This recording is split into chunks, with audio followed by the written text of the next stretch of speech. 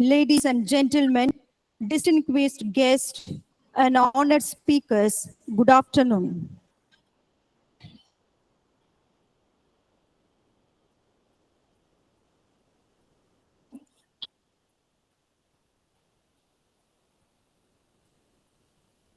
Graciously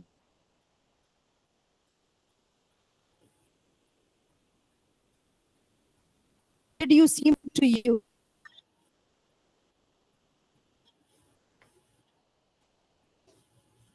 From the year 1981 to 1984 and from 1985 to 1986. He obtained his PhD in electrical engineering from the University of Ottawa, Canada, 1986 to 1991. He was a part-time lecturer from 1986 to 1991 at the University of Ottawa, Department of Computer Science, Canada, where he taught senior-level computer science courses in French. Assistant professor from 1991 to 1992 at Concordia University, Department of Electrical and Computer Engineering, Montreal, Canada. Assistant professor from 1990 to 1996, and associate professor from 1996 to 2000 in the Department of Electrical and Computer Engineering, Kuwait University, Kuwait, and visiting research associate professor from 1998 to 1999 in the Department of Informatics and Operational Research at the University of Montreal and School of Information and Software Technology at the University of Ottawa. Associate professor from 2000 to 2002 and professor from 2000 to 2007 in the Department of Computer Science, American University of Sharjah, United Arab Emirates. He was a professor from 2007 till date in the Department of Information Science, College for Women, Kuwait University. Apart from the teaching experience, he was a coordinator of the computer science program at the AUS from 2000 to 2001. Founding chair of the Department of Computer Science from 2001 to 2003. Coordinator for ABET accreditation for the computer science program at the American University of Sharjah at AUS 2004 to 2005. Vice Dean of Planning and Technical Support, College for Women, Kuwait University from 2007 to till date. Acting Dean, College for Women, Kuwait University from 2008 till date. Chair of the Graduate Program Committee at the College for Women, Kuwait University, 2012. He was a Java Internet consultant at TouchNet Canada Consultancy for IBM and Toronto Real Estate Board from the year 1998 to 1999, computer system specialist at Bell Canada from 1985 to 1991, software design engineer at Northern Telecom in the year 1984. He has presented many tutorials at conferences in the USA, Canada, Saudi Arabia, Singapore, and Jordan, invited seminars and keynote speeches in Canada. Member of the UAE Ministry of Higher Education Accreditation Team for Computer-Related Programs. Program Committee member at international conferences and editorial board member. Referee for journals, conferences, promotion cases, and research proposals, editorial advisory board of Computer Communication Journal, and editorial board of Journal of Communications and Journal of Software. Guest editor for special issues in the Journal of System and Software and Journal of Information and Software Technology and Computer Communications Journal. Master's and PhD thesis examiner in Canada, Kuwait, and the UAE. Supervised master's and doctorate student thesis and projects in Canada, Kuwait. Editor-in-Chief, Journal of Software Academy Publisher from 2008 to till today. He has published more than 130 journal and conference papers and one university textbook titled Software Engineering. He received more than 10 Best Papers awards at various conferences and seminars. He received a Distinguished Young Researcher Award in the year 1994 and a Distinguished Teacher Award in the year 1996 at the College of Engineering and Petroleum Kuwait University. Indeed, it's a great pleasure and honor to welcome such a noble personality as our chief guest today. We appreciate you, sir, for your willingness to share your knowledge and expertise. Your presence truly elevates the quality and significance of this event. We are confident that everyone here will gain a lot from your presentation. Over to you, sir. Thank you very much for the introduction. I am happy to be with the great audience in India. I never visited India before. Maybe next time I can make it physical. And I will be talking about the buzzword now is AI, but I will address it from the ethics point of view. And this is my second presentation on this topic. I did it a few months ago to our colleagues at the university, which was attended by many colleagues from different colleges that have interest in AI and the ethics of AI. Before I start, as you know, the world now, especially in my area, the Middle East, is in big turbulence. I want you to share with me your prayers that God protect and save the people of Gaza who are really under very big pressure.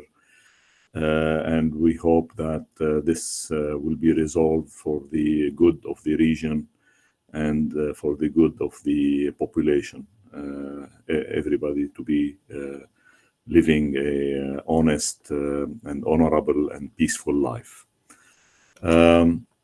So what makes AI algorithms, and I put it between parentheses because the buzzword is AI and algorithms, but it is what makes systems ethical and trustworthy. So I'm going to address this issue of ethicality and trustworthiness because it is of concern to a large population of stakeholders, including consumers that are using such systems, researchers, practitioners, and definitely governments who are now getting involved heavily.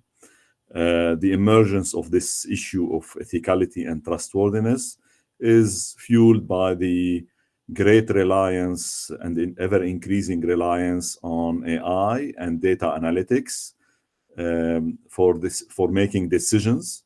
And we really want those decisions to be ethical, because most of those decisions, as we are going to see, they affect our lives.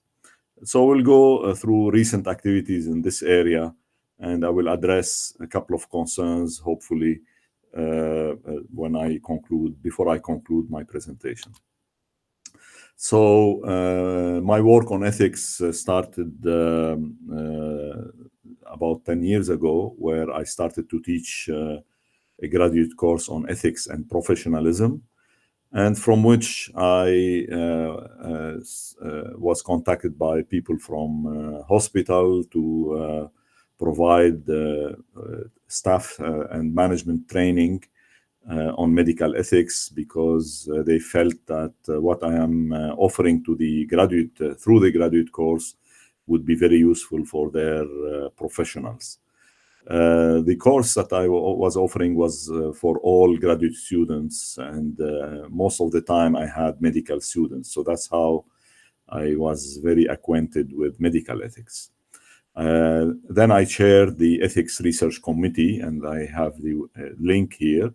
And we run a certificate free for anyone if they take the course with the videos there. and they do the test and they pass. So we provide certificates. So that is a service running in the university and is provided sometimes to outside. I also authored many papers earlier, and delivered talk on trustworthiness of IT systems, and that was maybe about 20 years ago. I was very interested in the trust and trustworthiness of systems. I'll be starting to talk about people ethics versus system ethics. We'll talk about the ethical principles, and these are the one that I teach in medical ethics and in professional ethics. I call them people ethics because eventually I will talk about system ethics or AI ethics. We'll briefly introduce what is AI algorithm and what is AI applications.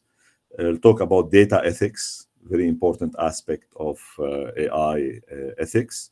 And then how do we apply those ethical principles that were applied to people? How can we apply them to system ethics? And then I will link ethics and trustworthiness, and I will show that they are very closely related.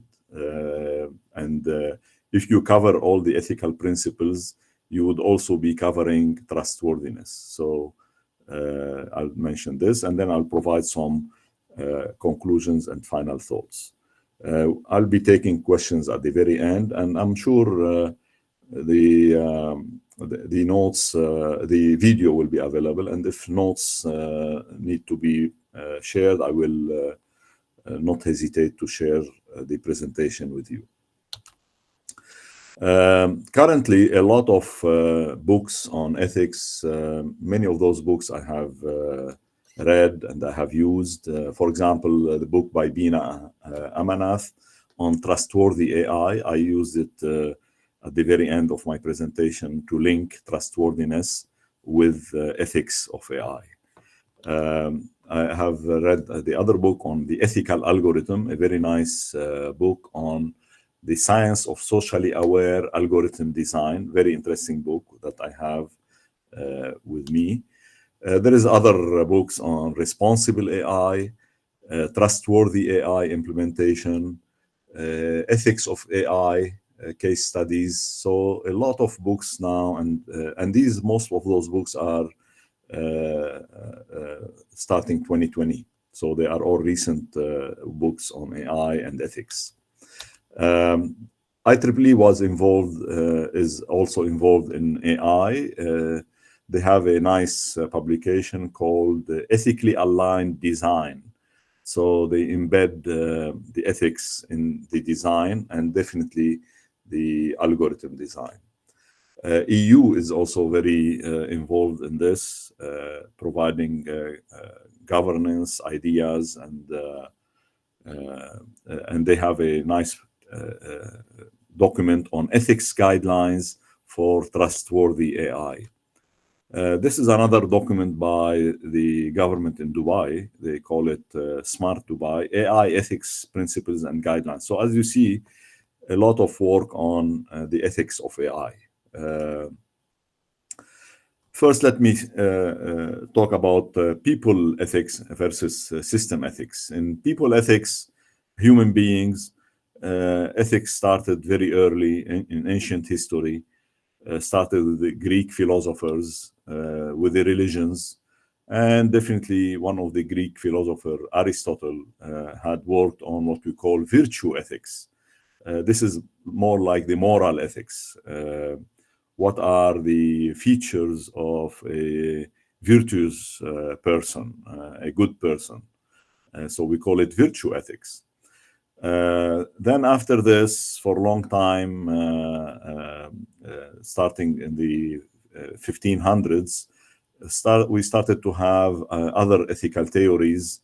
One is consequentialism, which is not a great theory. It says that the goal is very important. We don't care about the means as long as you reach a good goal. Now, so you can make people suffer, but at the end, as long as there is some benefit at the end, that is the idea. which was not very well accepted. And then we have the deontological ethics, which really talks more about the way of doing things. The way has to be ethical. For example, death penalty would not be acceptable because the way to punish is not acceptable. Consequentialism allows, for example, stuff like death penalty. And then comes principlism. This is where I am going to concentrate. This is very recent, about 25 years ago. It started with two gentlemen, Beauchamp and his colleague, and they have developed the three principles for ethical behavior, from which medical ethics currently developed, and based on which, for example, in the state of Kuwait, the Ministry of Health the government has a law now for medical practice that really embeds the three principles of ethics that I'm going to talk about. In the principlism, we focus on individual behavior, close to the virtue ethics, but we also use it for good decision making. We call it ethical decision making. Now we know people now are not alone. We have technology, and we are very heavily involved with technology. And technology started to challenge the society, challenge us. We know, for example, technology and social media affected a lot of behaviors in children and in adults. So it started with the use of algorithms that are embedded in the social media, which really started to control certain habits and certain aspects of our behaviors. We also need to consider trusting those systems, because now technology is used in decision making, is used in our social lives, for example, in driverless cars and medical diagnostics and etc. Can we trust those systems? So the issue of trust now is very, very important. And we really want to study the ethical implication by relying on those systems and how they impact our society. In people ethics, we are talking about moral principles that guide individual behavior and the decision-making capabilities of humans that should be based on good moral principles. People ethics involves understanding and adhering to moral standards that are universally accepted by society. And in people ethics, we focus on individual responsibility, we focus on accountability of the individual, and we rely on the good character and good manners and behaviors of the human. Examples of people ethics include honesty, fairness, respect to others, and etc. Now, system ethics will focus on the social and ethical aspects and considerations that we need to consider when we design, when we develop, and when we use and interact with systems. So not only the use of systems, but also for the developers and for the sponsors of such systems, what is a good ethical system? Also, we want to see the impact of those systems and the interaction with those systems on the society. Examples of system ethics include the transparency of the system, the accountability of the system in the algorithmic decision making. Also, how does it do with our privacy, safety? How about not discriminating? How about being secure in terms of confidentiality of our information, and etc. So these are good behaviors of systems or ethical systems. Why do we need ethical systems, or why do we need system ethics? One, we need to first meet those challenges posed by technology. We need to provide a framework for understanding and addressing these challenges. How can we, from the different points of view and from a methodological point of view, so that it will enable us to make ethical decisions. So the ethical decisions, not only in the use, but also in the design. And this is what we are going to talk about, is the design of AI algorithms that are ethical. I should say also design, I may have a good ethical design, but when I implemented it, when I developed it, it may have changed. So it's not only the design, but also the implementation of the algorithm. So it's not bound to one phase of the development.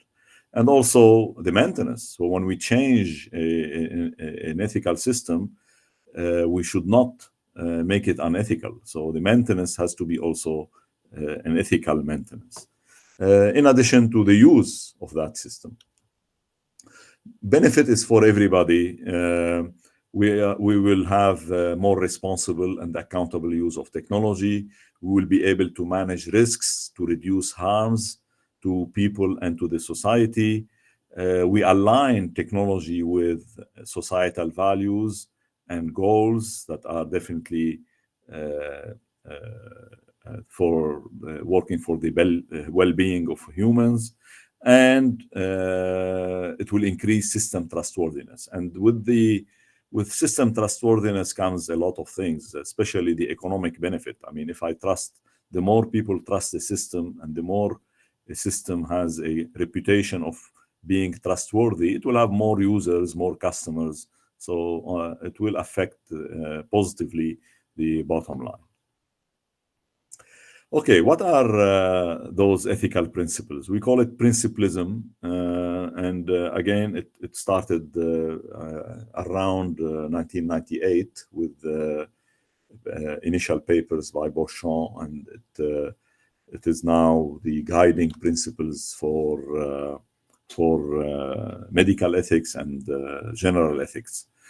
In addition to those principles, the three principles that were embedded in also the Belmont report.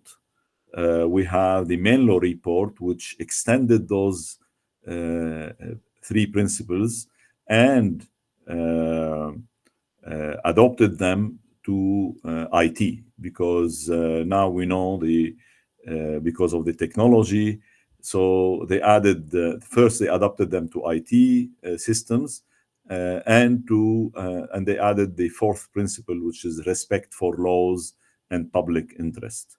In individual ethics, there is no mention of public interest. Now here we added public interest, because in research related to, for example, social media and IT and other things related to IT, it affects the general population, like 5G research or 6G research coming.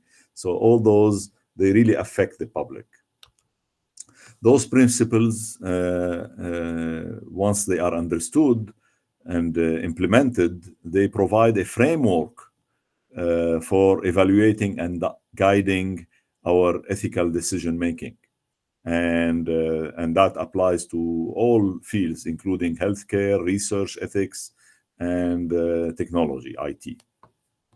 And those principles can be used as a guide to evaluate the ethical implications of actions. So if I take an action, or I want to take a decision or a policy, or I want to adopt a technology, I can check how does it fit within those four principles.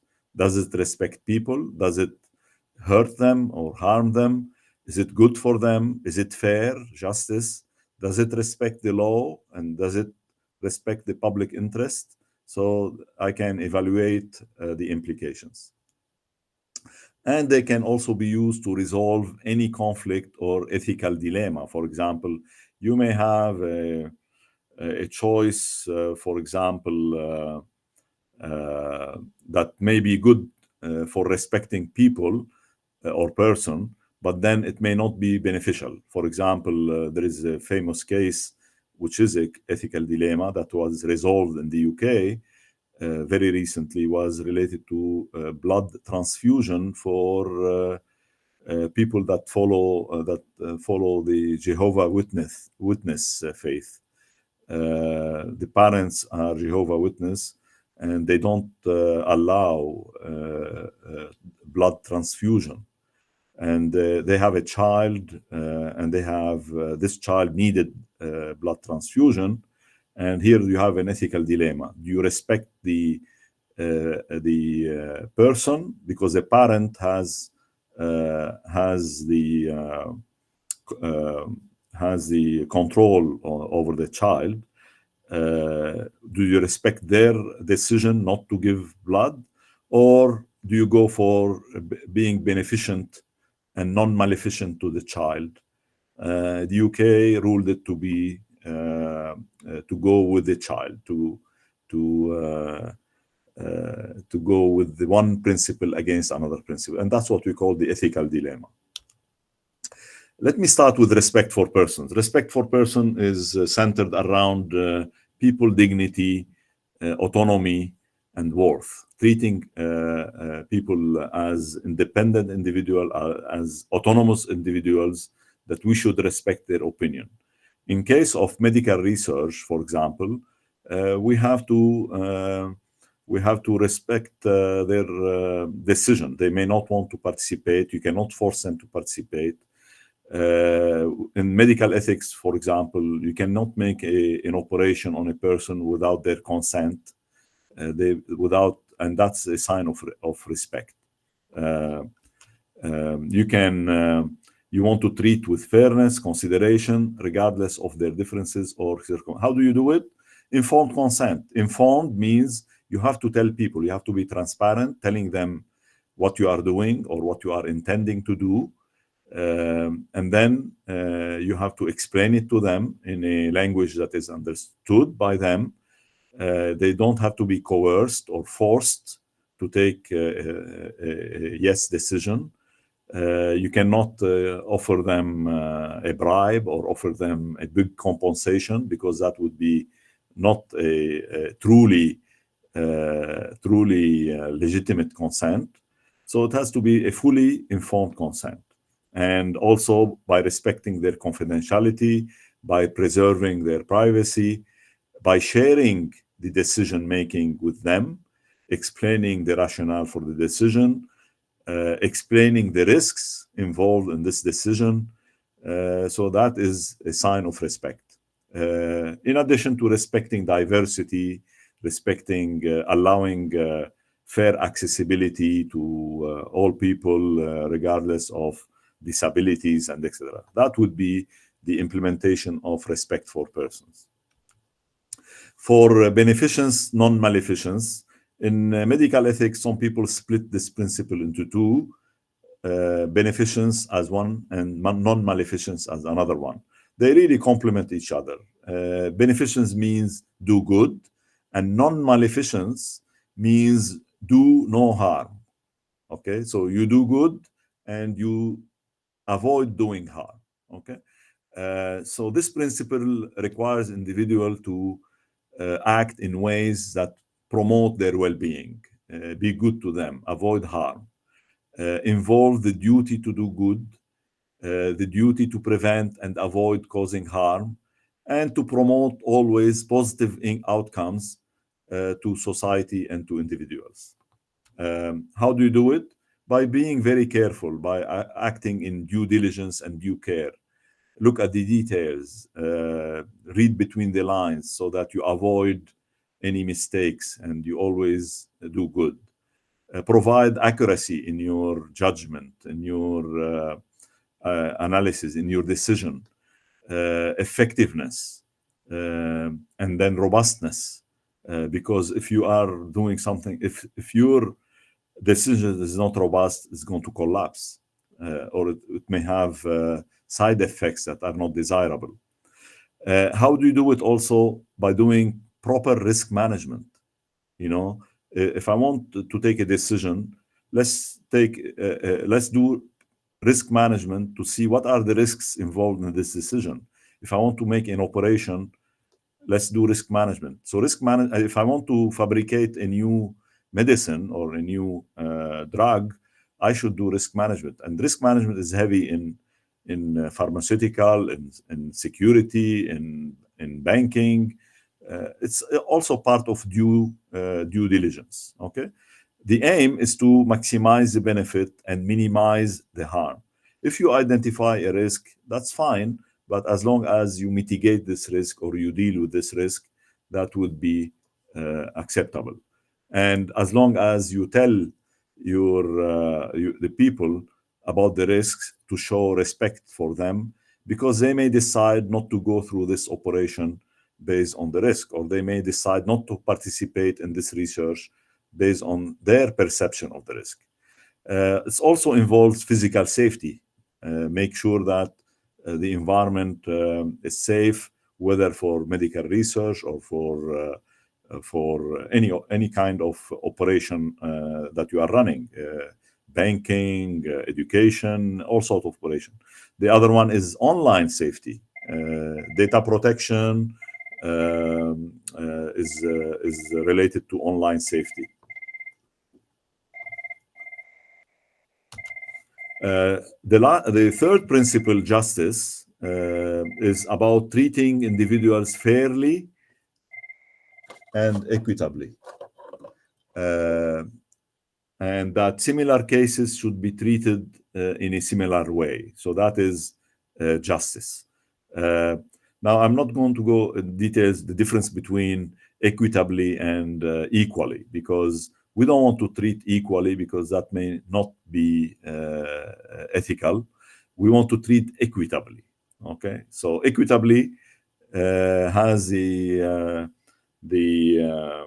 idea of proportionally, so that you are equal representation. So that is equitability.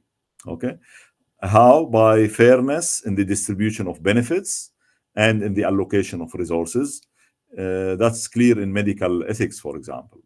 You want to have medical services to poor and to rich people, not only to rich, but to also poor. Elimination of disparities and discrimination, and also universal accessibility. That is to implement the justice principle. Let me switch to system and software. So I talked about the three principles in terms of people ethics. Now I want to switch to system ethics, and especially AI systems. When I talk about system, I'm talking about one component of, when I talk about systems, I'm talking about different components. One of them is software and people. I talked about people and data and information. The other components are hardware and procedures. So this is a well-known definition of the components of a system. People, hardware, software, data, and procedures. I'm zooming into software, and software is really based on an algorithm. And that algorithm works on data, process the data, and produce some results. So when we talk about software, I'm talking really about an algorithm that is designed and implemented. And when I talk about an AI system, looking at software, this is the AI software, and specifically the algorithm that is implemented in this software. So when I say trustworthiness of an AI algorithm, we hope that it is leading to a trustworthy and ethical AI system. I mentioned earlier that even if I have a good algorithm, if my implementation of the algorithm is not good, that's useless. I mean, I will have a bad system. So we hope that if you have a good algorithm, you follow it up to a good implementation of the algorithm and a good testing of the implementation, so that you have finally a good deployable system that is carrying the good characteristics of the algorithm itself. Okay. AI algorithm exists now in many domains. The most recent domain is NLP, natural language processing. This is where large language models exist. We all know now of ChatGPT, which is under large language models, under the NLP kind of algorithms or domain of algorithms, natural language processing, in which you also have translation and all those things related to processing languages, where AI algorithms are heavy. Healthcare application, education, customizable education. We use it in other domains like cybersecurity. We use it in law enforcement, profiling at the airports of the travelers. That's law enforcement. So a lot of applications of domains of applications of AI algorithms. The typical algorithms that exist, for example, image and video recognition. There is big controversy about image recognition and video recognition, especially because these things can be faked. Medical diagnostics in medical applications, personalized learning in education, adaptive testing. We use it a lot now in the testing of students, right? Autonomous vehicle is another application where AI is heavily involved. So as you see, they really touch our lives. I mean, they touch our daily lives. So if you take your 24 hours a day, you see you are heavily involved in those things and you are affected by those things. When we talk about algorithm, we often, when I say ethical algorithm or ethical or trustworthy algorithm, we should not underestimate data. Those algorithms, they work with data. We have data analytics, so we analyze the data. Now, we should really put an emphasis on the data themselves. So the ethics of algorithms sometimes depends greatly on the data it processes or it learns from. For example, if you are learning from bad data or biased data, your learning is wrong. Your decisions are going to be based on bad data. So the outcome will be not correct. So there are a lot of risks associated with using data. So we have to be careful in avoiding those risks, avoiding the risk of having biased data. Okay. If you don't collect data equitably, you may end up with biased data. If you don't collect data to represent truly the population, for example, you may make decisions for the whole population that do not fit the population in the average. They may fit a certain portion of the population. That would be a biased, due to biased data. Risk to data in terms of confidentiality, data security, in terms of confidentiality, integrity, and availability of the data. So data is very important. If you rely on data to make decisions, you want to make sure that the data is modified in legal ways. You don't want an attacker to go and change your data without you know about it. So if someone changes your data, tamper with your data, you will end up using your data to provide the wrong decisions. Privacy violation risks, accuracy risk. Overfitting is a kind of accuracy risk where you learn from a small or limited population, and then you try to fit it to a larger population, and you will end up with lots of bad decisions. Lack of transparency. We have data, we collect it without consent, we collect it without telling people about the real purpose of the data. So you have to be very careful when someone gives you data to analyze it in your algorithm for testing. You have to question about those things. Is this data not biased? Is it obtained ethically? Was there a consent from the owner, from the data elements that represent people sometimes, like health data? Okay, so you have to make sure that this data is very important. So I cannot talk about algorithm ethics without talking about data ethics. Okay. How do we mitigate the data-related risk in AI algorithms? Definitely by using now standards, by doing proper data governance to ensure the privacy, the security. So we have, for example, the European Union, they have GDPR, which is a very important framework for data governance. You have ISO standards for data governance. In the medical field, we have HIPAA, which is an act in the US to deal with health information, Health Information Protection Act. We have to be able to assess the quality of the data, and we have to be able to clean the data if needed. For example, get rid of noise in the data, get rid of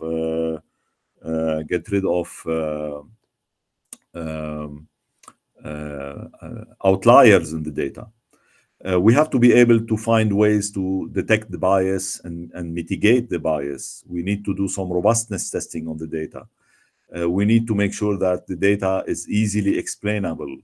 We know what is this data about, how it was obtained, was there a consent to obtain it, and definitely part of governance is to do regular audits on my data. Make sure that no one has tampered with, that it is still confidential and is obtained legally. Now, I want to go quickly over this because it looks like I don't want...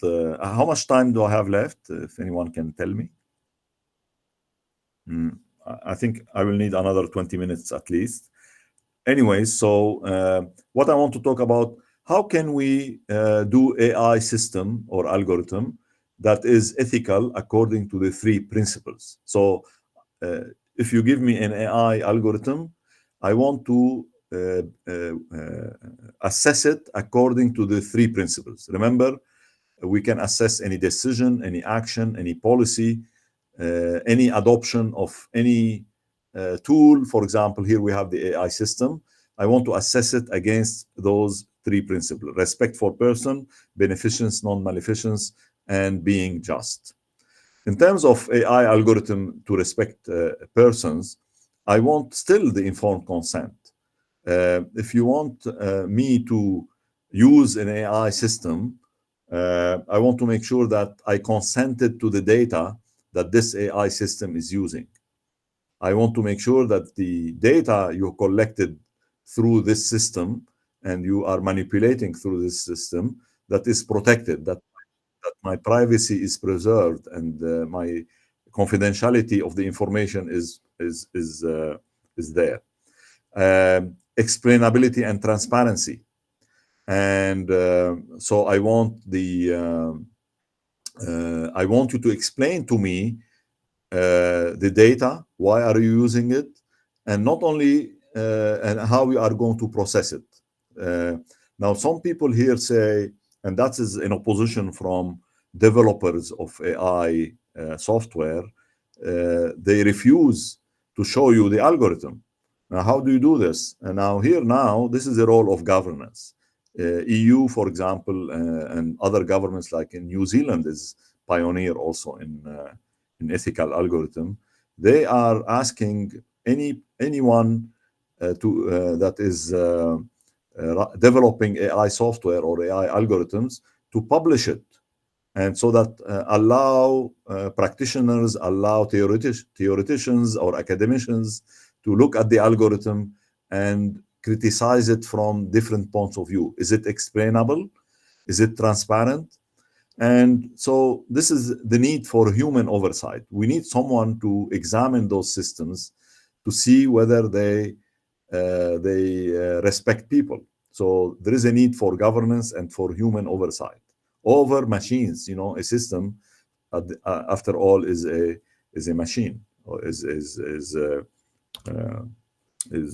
not a human being. Here I talk about each one separately. I already mentioned those. What do I mean by oversight, by respect for person? To achieve respect, to achieve respect for person. The second one is, how can an AI algorithm be beneficent and non-maleficent? So we want to make sure that the system that we are going to develop provide accurate outcomes and is robust, is not going to fail. If I am doing telemedicine and I'm doing a teleoperation, I want robustness, because I want the robot that is doing to not to fail during the operation. So that is robustness of the AI system. And robustness, the more robust, the more safe, the more non-maleficent. It's not going to harm the users. So safety, robustness, accuracy, preciseness, they are all related to being good or do no harm. Privacy preservation, transparency and explainability with respect to being good, being accessible, and avoiding bias and discrimination, because that's doing bad things. And again, here we need human oversight. So we really need human oversight to ensure that our AI system is not hurting and is doing good. And here I go through each one of them. I don't have time to go into each one, but I briefly described it. The last principle, which is justice. How can an AI algorithm be just, be fair, be unbiased? I mentioned data. First, you may not be fair, you may not be unbiased because of the data. So we want to make sure that we can detect data bias, and we can somehow correct by eliminating, by cleaning the data, by filtering the data. So we need to do cleaning and avoiding bias in data.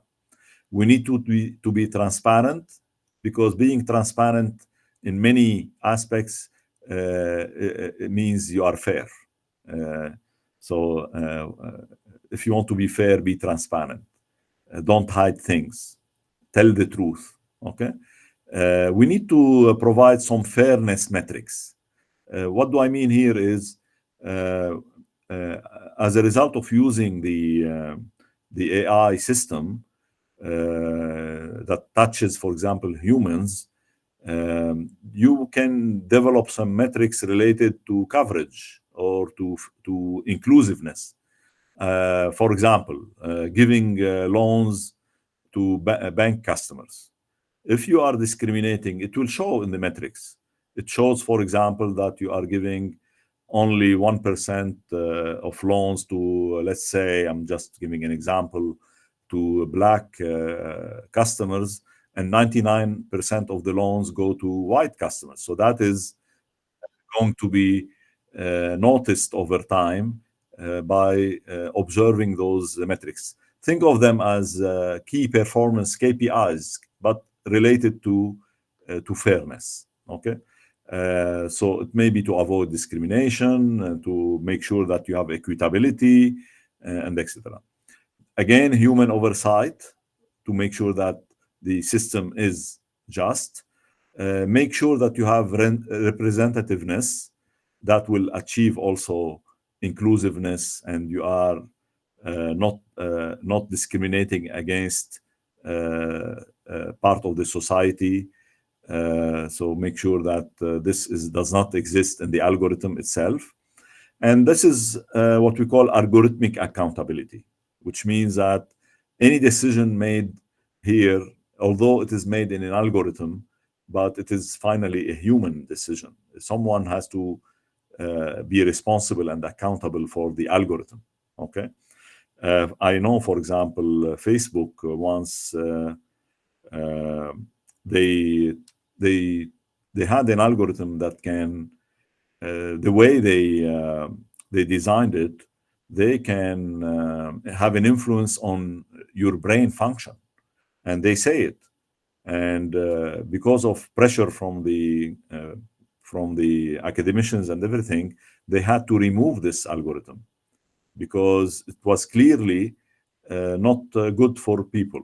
And so because it affects their cognitive decision-making power, they become addicted. And and so addiction is making you addicted to, for example, watching, being on Facebook is not good. Addiction in general is not good. And I go through each one of them. I'll leave it for. Okay, I'll talk about two examples of algorithmic bad algorithms or unethical algorithm. One is the concept of fairness gerrymandering, which is known in the field of data ethics and AI ethics. And the other one is fairness and accuracy. And the other one I'll talk about is statistical parity and fairness. So there are many techniques that you can use and that you can adopt. For example, differential privacy is good. I will leave it. I don't have time to go over, but I'll talk about two of them. Fairness gerrymandering. This picture is taken from the book about the ethics of algorithm that I read. For example, you have two populations, circle and square. Think of it as two different populations, but there is male and female. Now, it looks fair to the two different populations. You have the same number of black square as number of black circles. Now, here it means that you have equal distribution between circle and square, but it is not equitable. Equitability here means you have to cover proportionally. Now, here you have female are not represented in this among the circle population, and males are not represented among the square population. So if you look in at the big picture, it shows it looks like it is fair, but when you look at the equitability aspect, you could see that it is not equitable. What you should have, if male are equal to female, then you should have the number of black circles distributed among male and female to be representative, and the same for black square. So that is what we call fairness gerrymandering, claiming that you are fair, but in practice you are not fair. You discriminated against female in one population and against the male in another population. Okay, so that's fairness gerrymandering. The other one is called statistical parity in algorithmic fairness. For example, you are in a bank and you want to give loans, right? And you know that in your population there are people that are applying, but based on AI, you know that they are not going to repay. Okay, so and others, they are going to pay. For example, in the left-hand side circle, you could see and if you want to be fair, 50-50, it looks like you have 30% repaying circle. Those are, think of them as population that are middle class or high class. And the square population is the maybe, let's say, less than middle class. And so the repaying is only 15%, and otherwise, and the other side is 30%. If you want to be fair, and your definition of fairness is to cover both classes of people, then you either have to give 15% of the repaying square and 15% of the repaying circle, and depriving the other 15%. You are going to deprive 15% of the repaying of the circles because you want it to be fair, 15% in each. Or if you give 30%, it means you are taking higher risk as a bank and you are giving to 30%, knowing that only half of them will have the capacity to repay you. So here you are under a dilemma. Are you going to be fair to the repaying one, or you want to be fair to the repaying circles, or to the repaying square? Okay, so that's based on statistical parity and algorithmic fairness. Again, it really you, the designer of the algorithm, who has to take the decision and has to be accountable for it. Okay, so that is another aspect that is to take to be considered. And that when you look at algorithms, you have to examine those things. So it's like you have to have a checklist of things that you want to avoid in your algorithm, and this is a challenge because you need the people that are trained to check those things. The last thing I want to talk about is mapping those principles to trustworthiness. And here I used the book by Bina, AI, Trustworthy AI. In her book, she defines trustworthiness as 9 features: fair and impartial, privacy preserving, robust and reliable, transparent, explainable, secure, safe, accountable, and responsible. Although responsible here covers all, responsible means you have to be acting in due diligence and due care in terms of being fair, being secure, safe, and etc. So when we look at those trustworthiness requirements, the 9 requirements, and you try to find where are they covered, and you find that they are all covered in the 3 principles of the ethical principles. So you could see, for example, robustness and reliability really is part of being beneficent, doing no harm, and doing good, avoiding harm and doing good. For example, security falls under respecting persons and do no harm, because you want to eliminate the risk of losing confidentiality and privacy. Safety is doing no harm, beneficence. And accountability is being just. Fairness and impartiality being just. And as I mentioned, being responsible means you are acting in a way that you are respecting people, you are not doing harm, and you are just and fair. So what I want to claim here is, if you are ethical, you are also trustworthy. Okay, and in life, think of it. The more if you have a reputation of being an ethical person, people will come to you. People will seek your services. People will seek your advice. People will trust you. Okay, so being trustworthy is being ethical.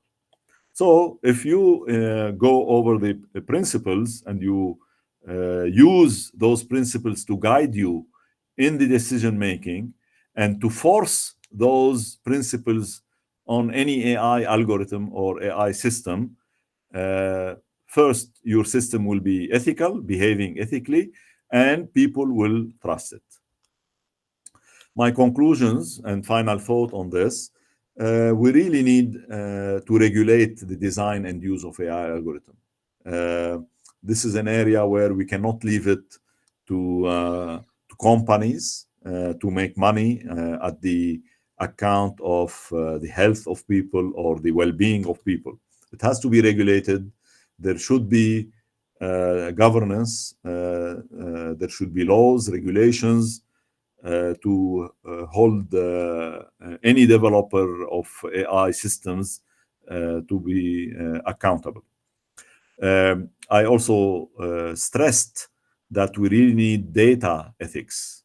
We need to collect the data in an ethical way. We need to manage the data in an ethical way, okay? So that we can trust the data, and therefore we can trust the algorithm that is processing this data, because the outcome of the algorithm is a decision, most probably, and that decision has to be proper decision, ethical decision based on ethical data. Governance for data, so and the AI system. Now I know, for example, there is an AI risk management framework for in NIST. There is a lot of work on data ethics for AI and governance for AI related to data. The importance of human oversight, very important. As you see, we cannot leave the machine without human oversight. We need to audit those machines. We need to audit the outcomes and decisions made by those machines. And the last important thing, which is a concern to educators and to academicians, is to really help in training skilled professionals to ensure what I talked about. I mean, to audit, to assess, to evaluate, to test those systems against the principles or against the elements of trustworthiness. Now, you may say, well, educators also need to educate themselves. I mean, this is what I did myself. I have developed my skills in ethics, and I used it to extend it to AI ethics, and it's a continuous learning process. And definitely, in my situation, I'm teaching those things to my students, graduate students, through thesis and through courses. That's my concluding points, and I'll be happy to entertain any questions if time allows. And I leave the floor to the manager of this talk, and please let me know if you have any questions.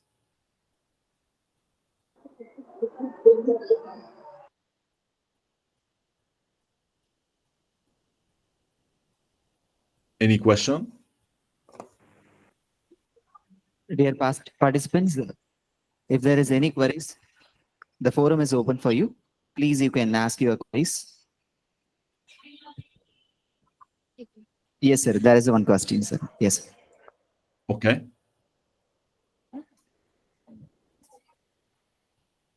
Good afternoon, sir. Good afternoon. Thank you for your innovative presentation. I have one doubt in artificial intelligence. Okay. What jobs will not replaced by artificial intelligence? What jobs will not be replaced by artificial intelligence? Any job that require innovation, critical thinking, auditing, assessment, and there are other jobs. I mean, but in terms of people that are in IT and in the arts, there is always the jobs that require human touch, human oversight. You cannot leave things to the machines. Definitely, there are jobs that where the human will have control over the machine.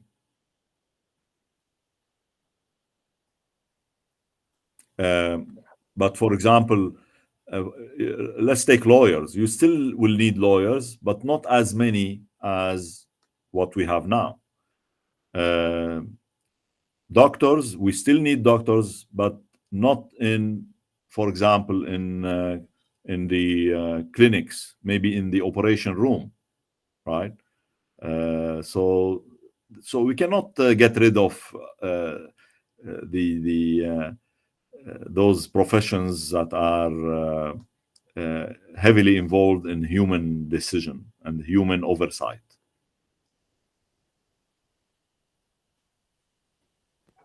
Other question? Good afternoon, sir. Yes. Could you please tell me about what is the role of natural science in artificial intelligence? Natural science.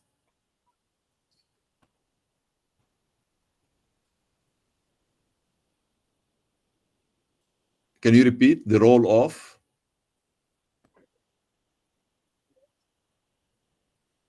Could you please explain about the role of information science in artificial intelligence? Information science. Well, information science is a big area that involves information. And as I mentioned, data information is the fuel. You can fuel any AI. You cannot have an AI application without data. And this is a challenge, is you need to have data that is collected ethically, processed ethically, maintained ethically. What do I mean by maintaining the data? That the data has to be secure. No one should be allowed to change in any way they like. It has to be controlled, and that's why we need data governance. So in the area, in my department, Department of Information Science, it's basically information system, but under the area of information science. But information science is a big umbrella that involves a lot of aspects of information processing.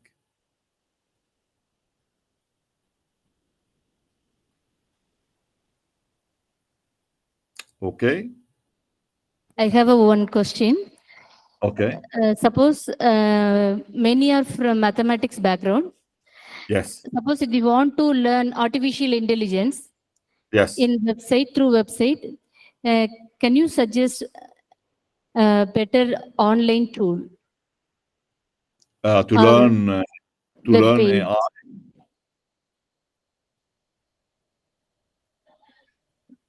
Hello. Yes, you sir. know, Yes. yeah, to learn, if you have a strong statistics background within mathematics, that would be in addition. I mean, any now machine learning algorithm relies on a strong statistical background. What you really need is to, in addition to the statistics background, you need some elements of programming and dealing with tools.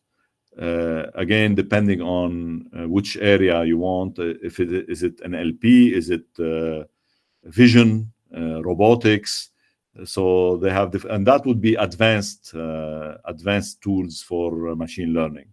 But there are a lot of free websites, free online courses that can help you in this.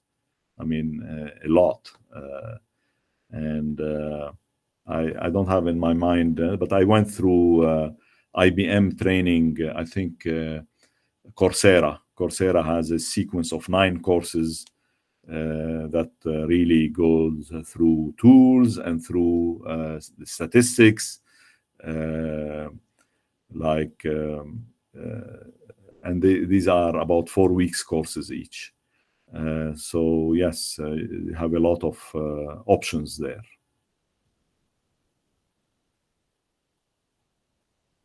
And this area I talked about is, it's a new area. Like how do you, what can we have? I mentioned checking the ethicality of algorithm. Can we have tools to do this? We don't. We have 1 or 2 tools. I didn't mention them, but this area is new. Okay, is how do we check those aspects of transparency, of fairness, of this and that and that. So that will be very useful for auditors and for people who are assessing and governing those algorithms. So you need people, and I mentioned that we need skilled professionals to do this. That's an emerging thing. Now, ethics is very important. You know, any new technology, you can use it ethically and you can abuse it. You can use it unethically. We know, for example, for a fact, the Nobel in Sweden, when he invented the dynamite, he never thought of being used to kill for people to kill each other, right? It was used to open roads inside mountains, and then people used it in bad things. So that's why AI is good, but why do we need to intervene as humans immediately? Is because it may be abused, and you want to avoid this. So by providing guidance and governance on how to make sure that AI systems are not going to be done to abuse people. I mentioned AI in security in the airports. Okay, you go to the airport, they say, well, go to the they pick you for extra questioning and checking, right? And when you ask why, they say it's not. We don't know. I mean, the program chose you. Now, for me, I would like to know, why did it choose me? What are the criteria? Was it fair in their choice? Did it discriminate against me? Is it because of my origin? Is it because because they may know even about your salary? So is it because I am poor? Right? So I'm not talking about whether you are ethnically from this area or no, but maybe even your salary may be working against you, and you may be picked for that. In a bank, when you go to take a loan, they may use the address where you are living, and they may say, well, you live in a poor area, therefore you may not pay back the loan. So they discriminate against you, and you never know. There may be 100 pieces of data about you. Okay. Now, how did they get this data? Did you consent to give them this data? So again, a lot of issues related to the use of data and of AI systems. Okay.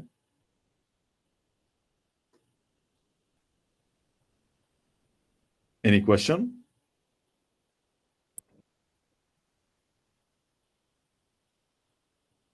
No questions, sir.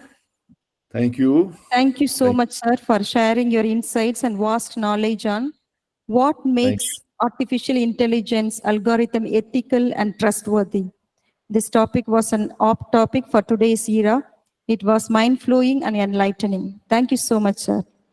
Thank you. My pleasure, and wish you all the best and good luck to everybody. And I hope you benefit from this talk. It opened